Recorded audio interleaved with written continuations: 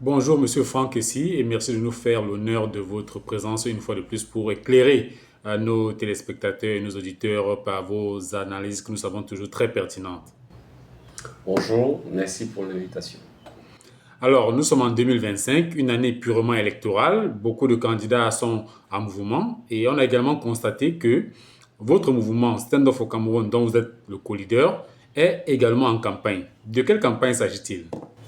Effectivement, ça peut paraître paradoxal parce que le Stand Up for Cameroun est composé d'organisations qui estiment qu'en l'état actuel du processus électoral, du fonctionnement institutionnel du pays, des multiples crises que ce dernier connaît, euh, l'élection ne peut pas produire un résultat qui soit acceptable par tous parce qu'il est entaché par la fraude.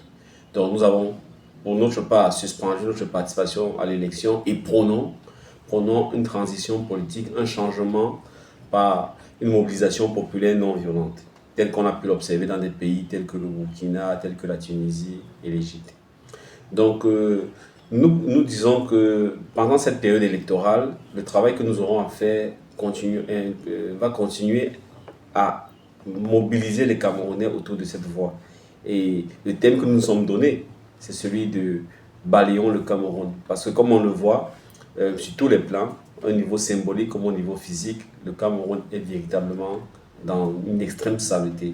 Et cette saleté institutionnelle, cette saleté au niveau des dirigeants se traduit aussi maintenant par des montagnes d'ordures dans les rues. Et c'est la preuve que notre thème, notre démarche, qui est celle de refonder la nation par la base, est véritablement ce qu'il faut faire.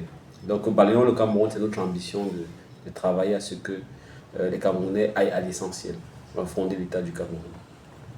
Alors, lorsqu'on écoute Balayons le Cameroun, on se souvient du ballet citoyen, ce mouvement qui a également balayé notre dictateur du côté du Burkina Faso. Est-ce qu'on pourrait s'attendre à ce que le mouvement Stand Up for Cameroun balaie le régime d'Etoudi?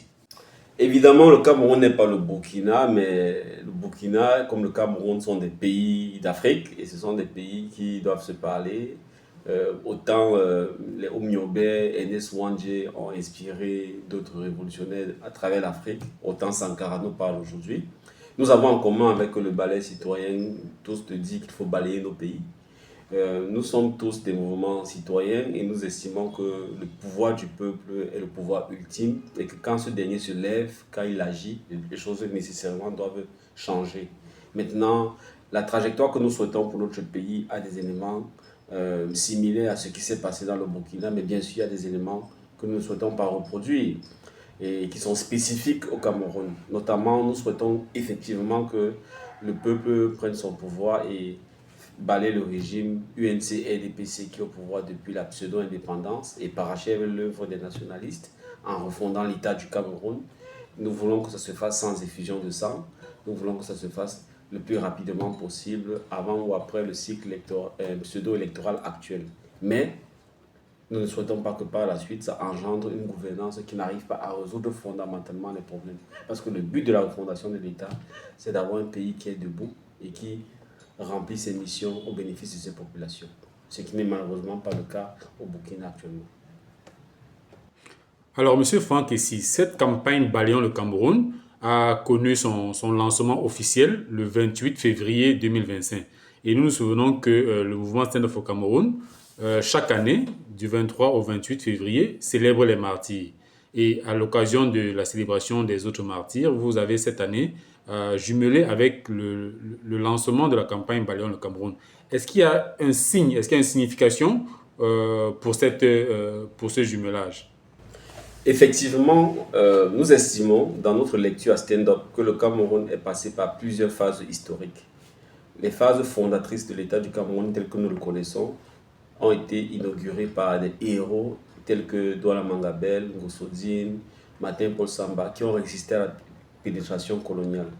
Ensuite, le relais a été pris par les nationalistes de l'Union des populations du Cameroun, qui ont créé l'UPC en 1948 et se sont battus pour la réunification, l'indépendance et l'élévation du standard de vie des Camerounais.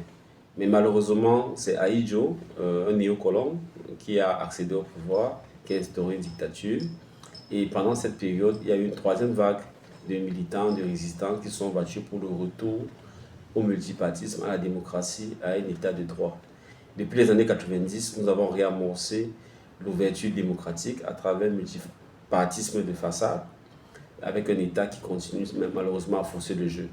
Et ces règles du jeu qui n'ont pas été respectées ont abouti à ce que d'autres jeunes, dont nous battions pour la bonne gouvernance, pour la démocratie effective et pour un État qui soit utile pour ces populations. Mais malheureusement, en 2008, on a vu que le consensus des années 90 qui limitait le mandat a été violé. On a modifié la constitution, les jeunes sont sortis dans la rue et on a eu la dernière vague de résistants à justement la persistance d'un État néocolonial. Donc c'est pourquoi depuis nous pensons qu'il faut parachever l'œuvre de tous ces dévanciers, de parachever de la résistance à la période coloniale, à la lutte pour les indépendances et au combat pour la démocratie et la bonne gouvernance. Ce d'autant plus que nous sommes dans une période de multiples crises.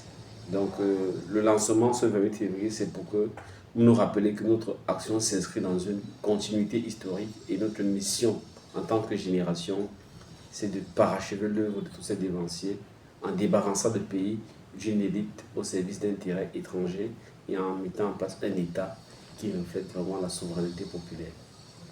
Monsieur Franck, ici, vous nous parliez il y a quelque temps sur ce même plateau des méthodes de la lutte non violente et on vous voit aujourd'hui avec le balai, ce symbole-là pour cette campagne Balayon le Cameroun.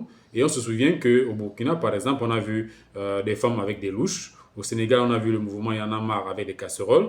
Ailleurs, on a vu d'autres mouvements avec des couleurs. Est-ce que on peut s'attendre à ce que, comme dans ces autres dictatures, au Cameroun, en 2025, quelque chose change? Nous invitons les Camerounais à se servir de leur balai, qui est un outil du quotidien, un outil par lequel on maintient la vie, on s'assure que l'espace de vie soit respirable, soit sain, et parce qu'il symbolise aussi en Afrique comme ailleurs l'outil par lequel justement on assure que les conditions de vie des uns et des autres dans notre famille soient garanties. Nous pensons que c'est l'outil, le symbole clé qui résume le mieux ce que nous avons à faire pour cette période. Et comme vous l'avez dit, notre campagne a commencé d'ores et déjà. Nous avons engagé des discussions, des descentes dans des groupes pour expliquer aux Camerounaises qu'il n'y a pas une fatalité face au déploiement des ordures diverses qu'on voit dans la vie de notre pays et qui doivent chacun se saisir de leur balai et rejoindre la lutte.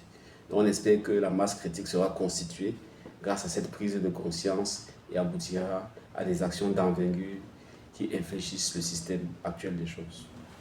Monsieur Franck, ici, pour cette campagne que vous avez lancée dans tout le Cameroun, on vous voit vous déployer. Quelle est votre stratégie pour, pour cette campagne?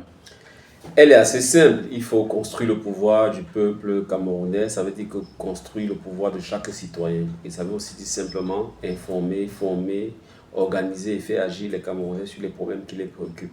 Donc, à la fin de cette vidéo, vous allez voir des contacts Facebook, WhatsApp, téléphoniques que vous pouvez utiliser pour nous joindre.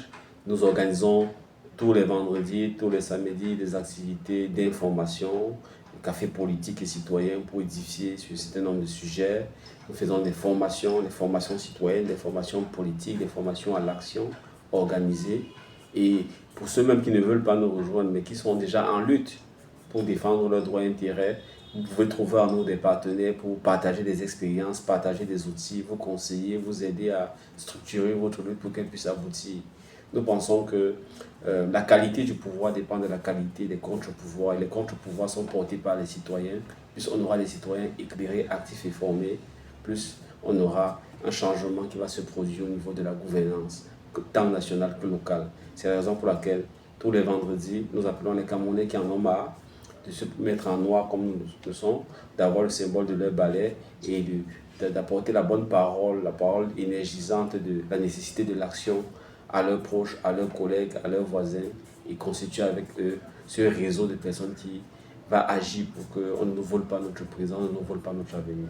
Donc nous sommes disponibles, contactez-nous et on fera le travail d'information, de formation pour vous aider à agir et obtenir les résultats. Ensemble, nous sommes plus forts.